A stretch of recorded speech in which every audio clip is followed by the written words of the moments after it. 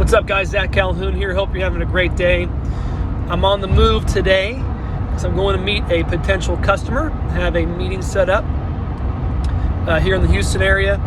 And I want to talk about, and forgive the background noise, but I want to talk about what the best kind of meeting is and what could possibly happen. And then, of course, how to book these meetings. How do you get in front of people, bro? So this is very, very important. By far, without a doubt, the number one best type of interaction to have with a customer is face-to-face. Speaking to someone in person is very powerful. Talking on the phone is great. Zoom is great. You know, Cloud Panel live calls are great. All those things are great. Texting, calling, sending a letter, those are all good. Sending videos to somebody, good things.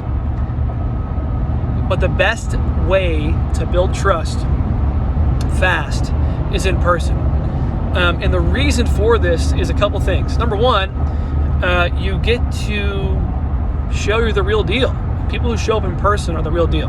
They're really dedicated to what they're selling and what they're about, what their service is, what their product is, whether they're selling software, whether they're selling services. Being in person is the most powerful way to get traction, okay? If you have other means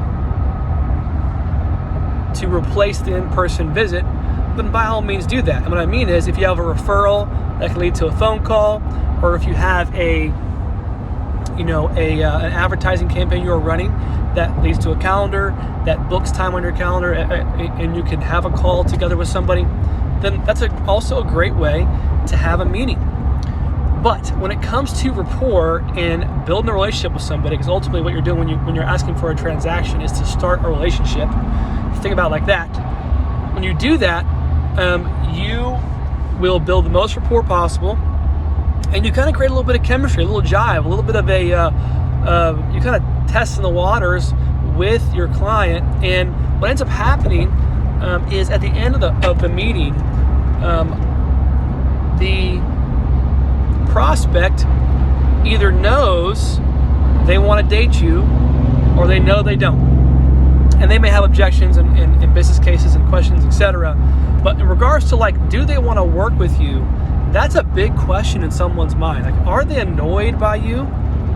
Are you weird? Are you socially awkward? Or are you fun to be around, fun to talk to, fun to interact with? We have some customers, enterprise customers for Cloud Panel that are just really great to interact with, man. There's really great people. In 2 miles, take exit 115 for Sam Houston. That's my instructions. That's where I'm going.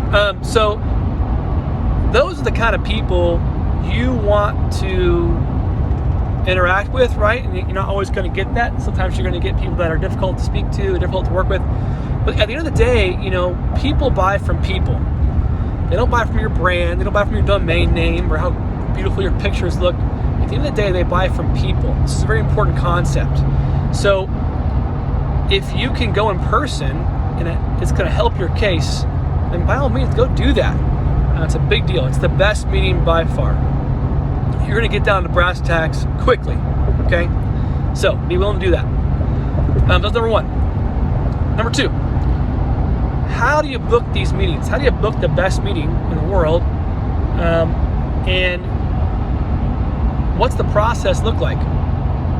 You would think that this would be intuitive. You would think people would already know, this is the process, this is how you get a sale, this is what you need to do. But actually, no, a lot of folks don't understand the amount of touch points that are required in a sale. It's a lot more than you think. Take exit 115 for Sam Houston Tollway. So to book an in-person meeting, because at this point the customer I'm going to go see, or the prospect I'm going to see, is not a customer yet. Is not a customer. So in an effort to build some rapport, I'm going to go have an in-person meeting. So how did I do that? Well, it started off with me doing some email prospecting. So I was emailing and trying to find the right person or guy or girl that could help me in the process of this kind of choice. So within every organization, there's typically one person, most of the time, one or two people that are involved in a kind of choice, and one person you really have to convince to like give over some of their time to meet with you. And so here's how it went for this particular client. I called the guy cold, left a voicemail, said who I was, said what my company was very clearly, very slowly, repeated a few times on the voicemail, and asked for him to call me back. Of course, he didn't call me back. I didn't expect him to. You shouldn't expect him to either. It's the first call. I immediately sent an email to say there, I just shot you over a voicemail, and it basically says the same thing. Here's who we are. Here's what we're doing. Here's how we can help you guys. I would love to get you guys a free demo. So, or a free account, or do a quick call to kind of go over it, so that I get you a free account. So, this is what I did, and he responds to the email. Sure, Zach, let's do a call. How about tomorrow at, I said, sure, how about 10 o'clock? I sent over a calendar invite, and he said, hey, I'm going to also invite, so this is a very interesting one. So we have the calendar invite set up. He accepts it, and then I call him. Well, I speak to him, and he says, hey, listen, I can't talk right now, but I would also like my subordinate, so someone else that works in my group, to be involved in the call. So let's book something for tomorrow morning. I said, sounds good. How about 10 o'clock? Great. So I send over an email to that guy, Carl, and this other guy, John. I think his name's John, And now I have a demo booked, a second call booked, and this time it's a proper demo.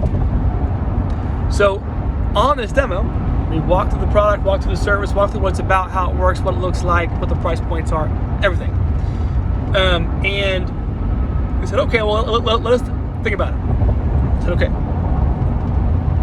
So I book a follow-up time. So again, third meeting, book a follow-up time. I speak to the same guy, John, again, who's, I would say out of these two guys, he's about the product. He's about it. The other guy, Carl, not about it. He's kind of got objections and doesn't like, being sold to and all this stuff. Totally fine. I mean, I'm used to those kind of guys. Not a big deal. So on this third call, I say, John, listen, how about, I come over there, I come by to y'all's location and talk more and see if I can meet the owner and go through this process and just see where I can help you guys. And I said, sure, let's do that. So I send over a fourth invitation, which is this one, and now I'm going to go meet with him. So this process takes time, right? It's not some just like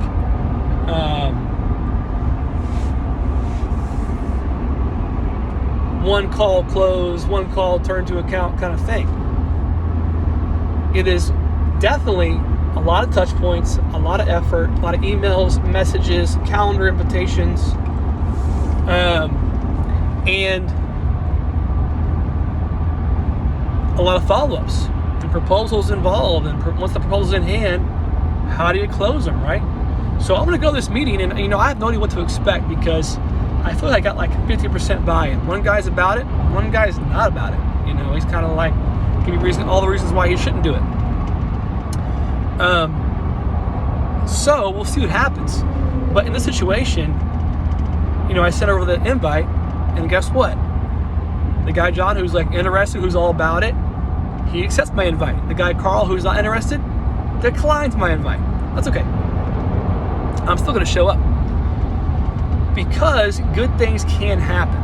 Okay. So then I also print out myself some brochures, and I'm going to go next door to a couple other places and drop off some flyers, get some correct names, do a little bit of cold calling, do a little bit of street work. Okay. This is what's required to book meetings, right? This is what's required. This is the way it goes. This is how it is. So we'll see what happens. But just and overall, number 3, I guess I would say, would be, don't be afraid to go stumble, to go stutter, to go mess up your words, and to sweat a little bit. You know, if you're sweating a little bit, that's good. Your adrenaline may be flowing when you get there. It's okay. As you do these more, your adrenaline flows less. That's just, it becomes easier. Okay. So I hope this was helpful to give you some direct insight to what it takes to really sell something, learn software or services.